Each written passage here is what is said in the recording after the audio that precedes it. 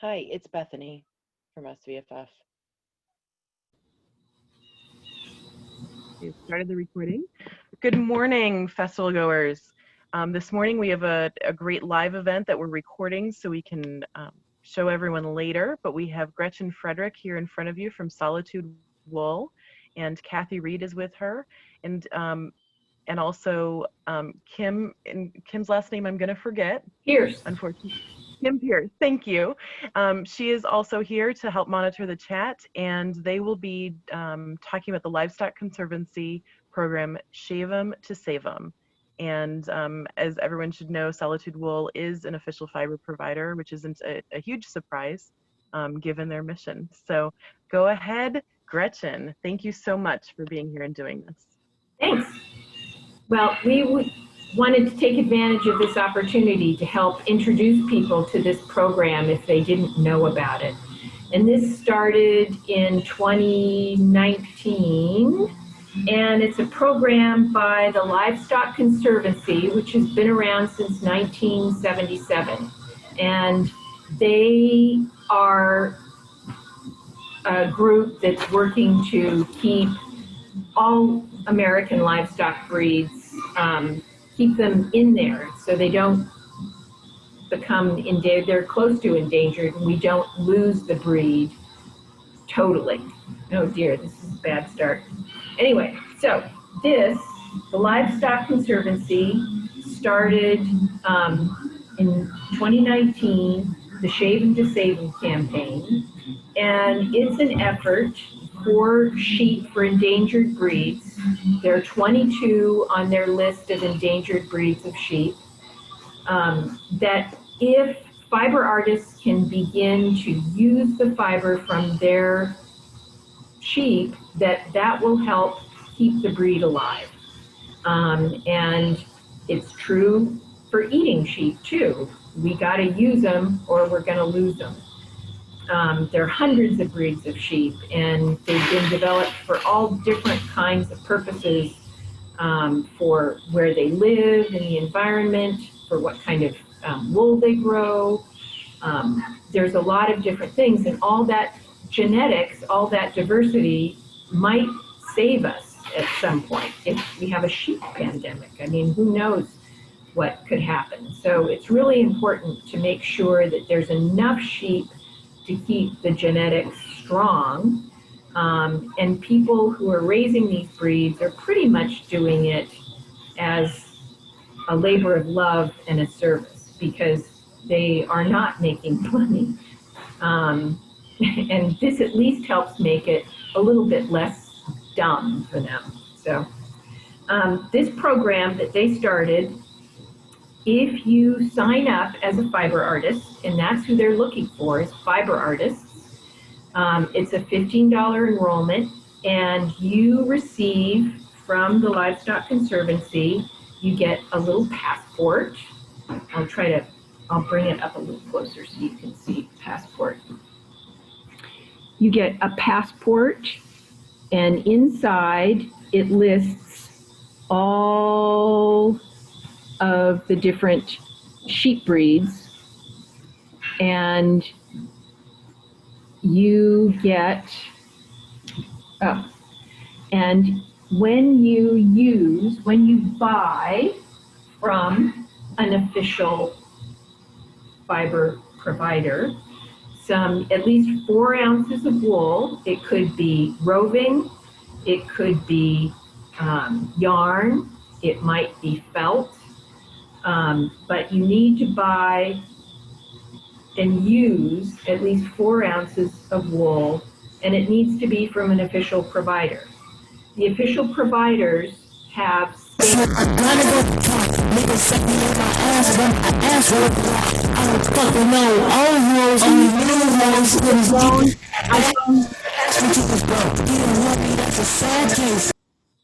Thank you. Yeah, if everybody could keep their phone muted, it will prevent the background noise from.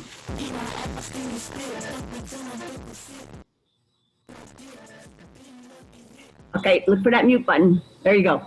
Okay. Back to the stickers. So the official fiber providers have stickers, and it lists the breed and who sold it and the date sold. And so when you buy from official providers, then they will send you a sticker with your purchase.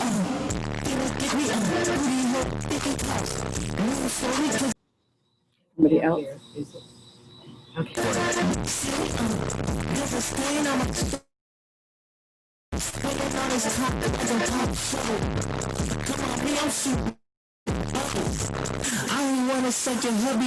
If whoever is on the iPhone could please, okay, good.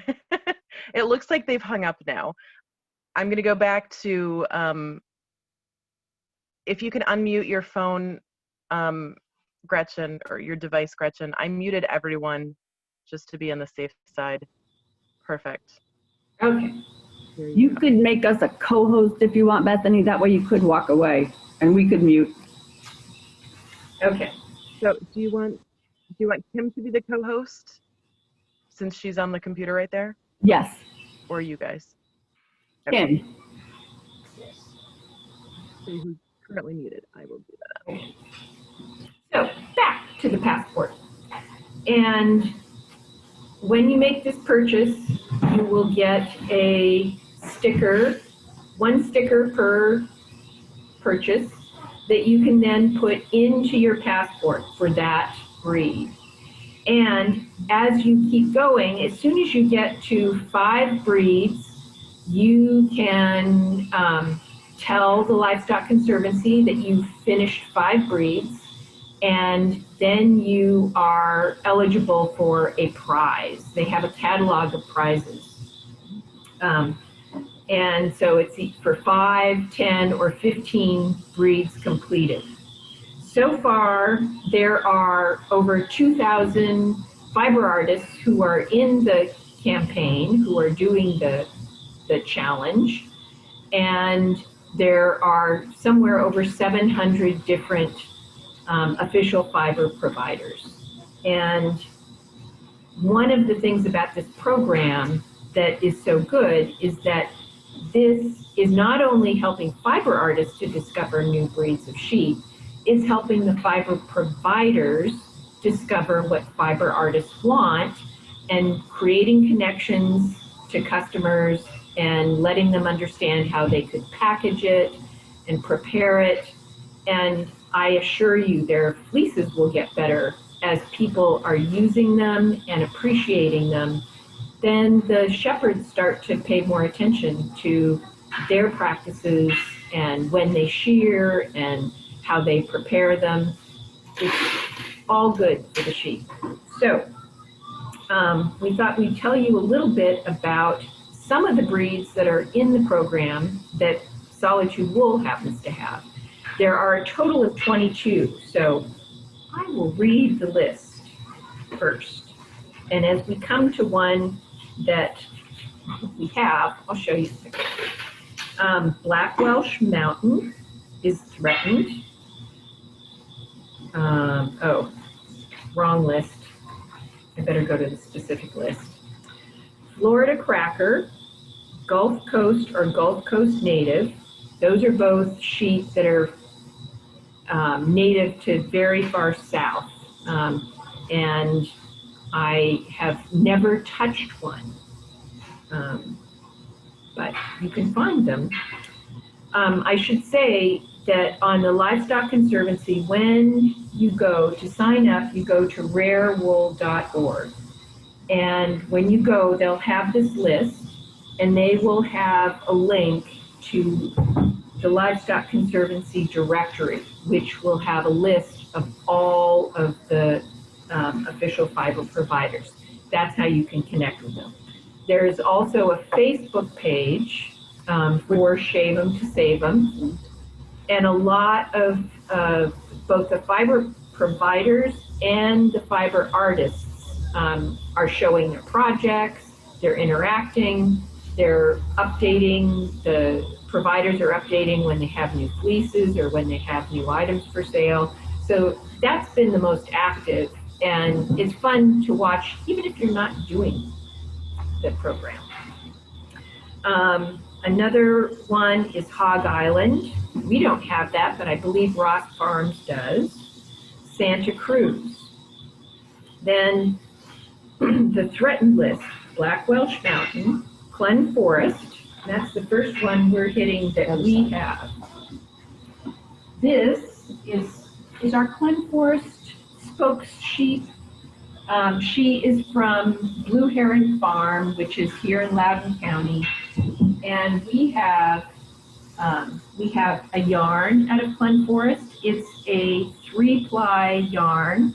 It's a worsted weight. Right now in Shave 'em to Save 'em, they're starting a program called Sock Up for Winter, to use endangered breeds to make socks.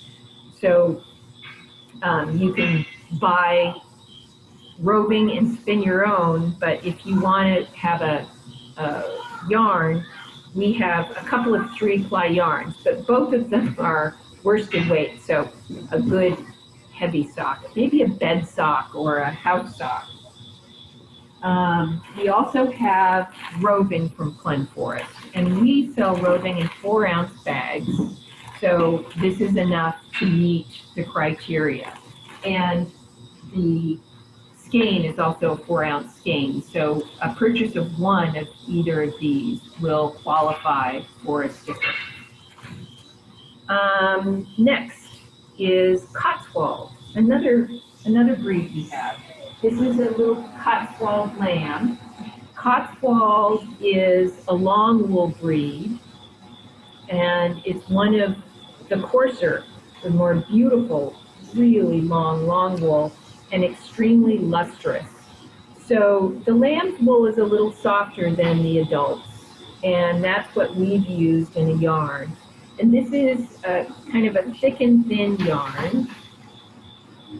It makes beautiful rustic textural lace. And we also have roving. We have, there.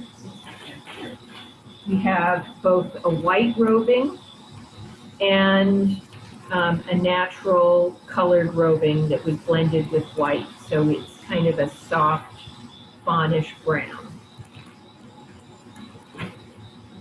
Not very much of the brown.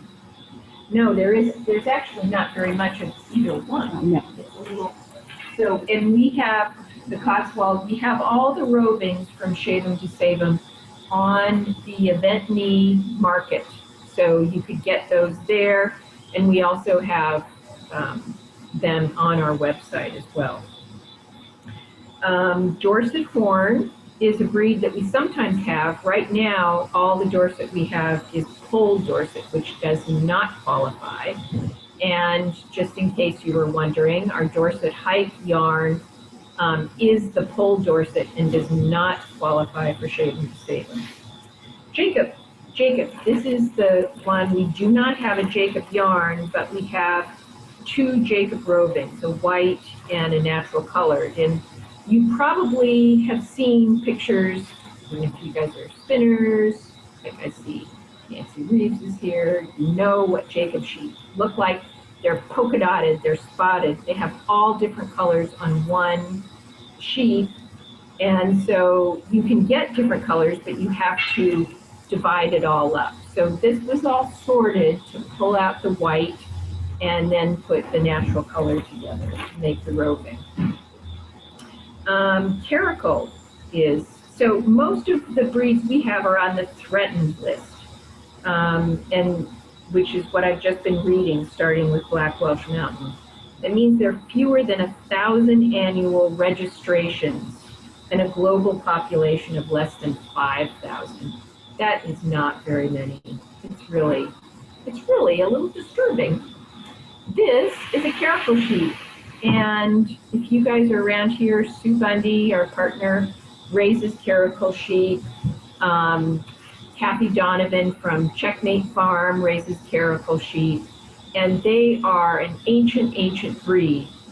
This is the American Caracal. It is a distinctive breed from what you might find in Central Asia at this point, because it's had other breeds mixed in over time. But Caracal is a primitive breed of sheep that has double coats. So it has a shorter down undercoat and a long outer coat that's very coarse that makes it suitable for rugs. It works great for felting, really great for felting. And we have roving in just one color right now, which is kind of a silver light gray blend. It has both the outer and undercoat together in this roving. And we have a bunch of yarn. We have the natural colors, and then we also have dyed colors. This was made with the dyed yarn. So if you're in Shave 'em to Save 'em and the natural colors, you've been doing natural colors for a year, and maybe you want something dyed, you can get it. You can get it from us. Next, Leicester long wool. We also have some roving in Leicester long wool, and this is also color. This is the only two I think we have right now. One is a red and one is a blue, and both of these were dyed in the wool. The fleece was dyed many, many colors, and then it was blended together. So if you could see this up close, which you can't on Zoom, close enough, there's oranges and pinks and reds all blended together in this, and the same with the blues, many shades of blue all blended in. Lincoln, another long wool breed that we do not have that I wish we had. Navajo Churro, which is another primitive breed typically used for blankets and rugs, which we do not have. Rommeldale CVM, and one of the board members of the Livestock Conservancy raises Rommeldale CVM, who was a big promoter of Shave 'em to Save 'em. So Donna, I forget her last name. What? It's not Syverd, S-I-V-E-R-D. Can't remember. And the last one on that threatened list is St. Croix. Then there's a watch list. So these are not quite as endangered. Barbados Blackbelly, Oxford, Shropshire, Tunis, which we have. Tunis is a breed. This is American Tunis. American Tunis again. This particular sheep happens to be from our friend Irene at Beaucaire Farm here in Loudoun County. And we have, because Irene's our friend and she has quite a few sheep, we have quite a bit of Tunis. We have two different types of yarn. We have one that's called the double twist that looks like a single. It looks like hand spun single, but it actually is two pencil rovings that are twisted together in the same direction. So it's not super hard wearing. It doesn't have tons of structure in the yarn, but it knits up nicely, very light, great for kids. And the other one is a 3-ply Tunis yarn. This one, we have, this has all, the dyed yarn was dyed with natural dyes, if you are interested in natural dyes. And got quite a bit done this summer, so right now it's a very nice palette. And this also could be used for the Sock Up for Winter campaign, but again, it's going to be a heavy sock. Not unless you borrow your big brother's boot, it may not fit you. And since it's a medium, it won't wear as well, right? As the one. They'll both wear well. So yeah, I'm just gonna photobomb you. So Yeah. My 2 cents on the Tunis 3-ply and the Clun 3-ply as sock yarn. Gretchen's absolutely right. They'll be big, bed, bulky socks. The Clunforth is one of those down types. So it, by itself, without any additional nylon, probably will wear better than the Tunis. It has more bulk. With more bulk, more cushion will be particularly good for walking around the house. Right. Less abrasion resistance.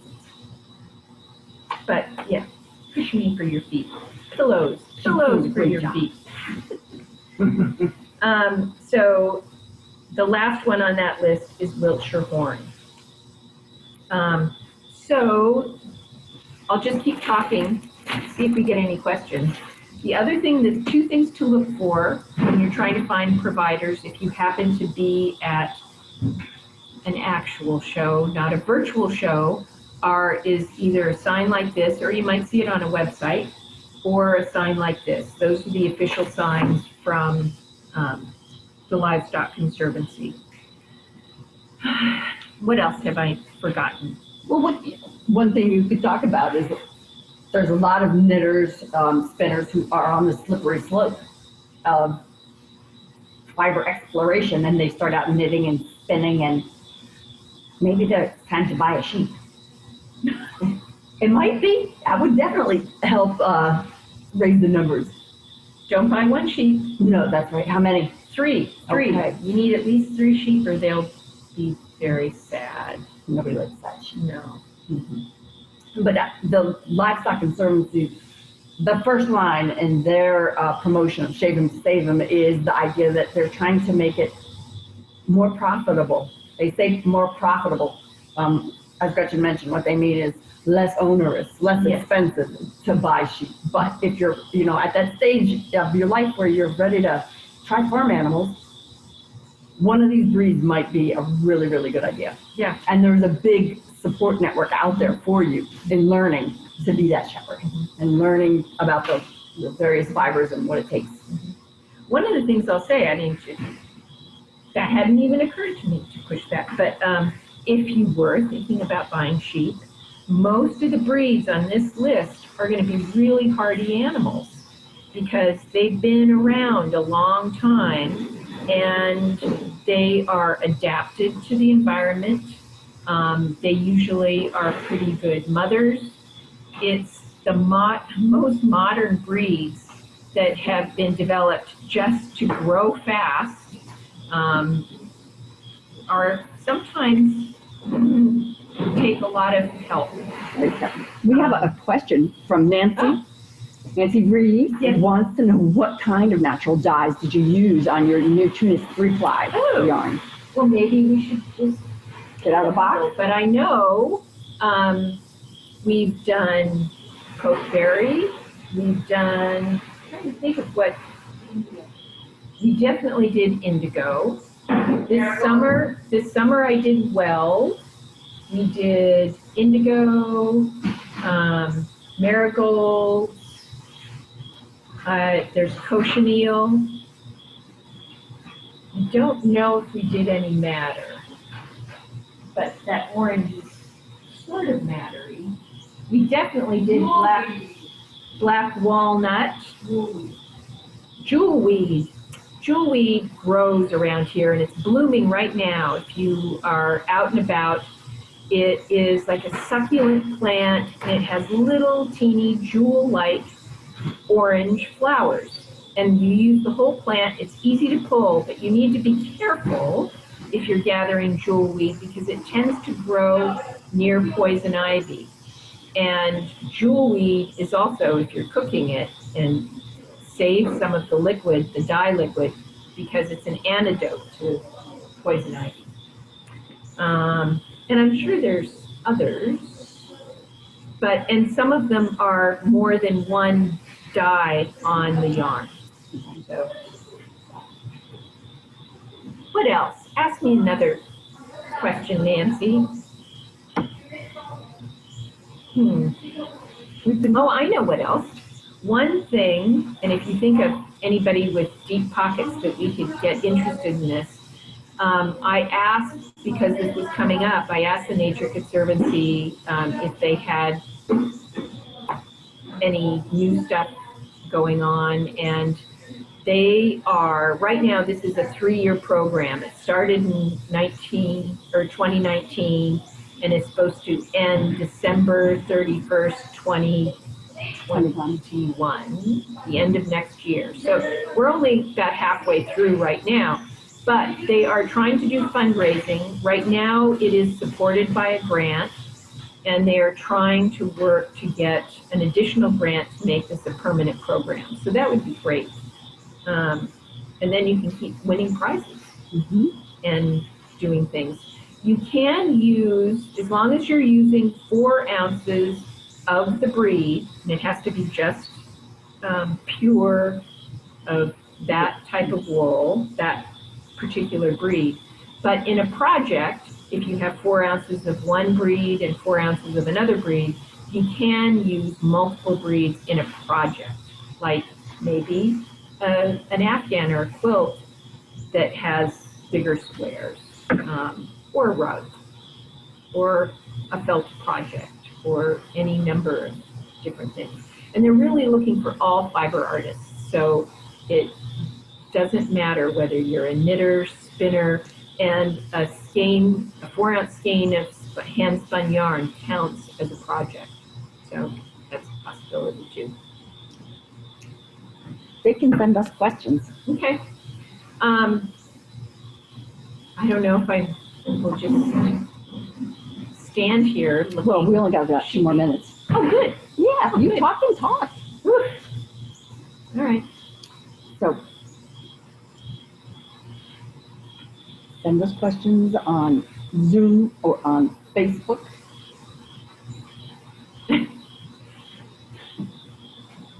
If anybody thinks of questions that they've got later on, we are on the EventMe platform. You can send us a message there. If we're one of the vendors, so you have to scroll down the site till you find Solitude. You can message us there. In fact, later on today, you can video chat with us via From 11 to 1 from 11 today. to 1 today. If people are interested, we'll do it again tomorrow, but we'll just see. We'll see how it goes. This is all an exploration. And of course, we're always on Facebook and we're always on our website. You can send us questions there as well. Okay? The color, we got several colors though, from jewelry that combine jewelry and other things. Jewelry does actually give you an orange, and when you cook it up, it's a beautiful orange dye, which is kind of unusual. Frequently, when you're dealing with local plants, you're not getting exactly the color that you would think when you look at the plant. But jewelry does give you a lovely orange, clear orange. Very nice. All right, thanks everybody. Thank you.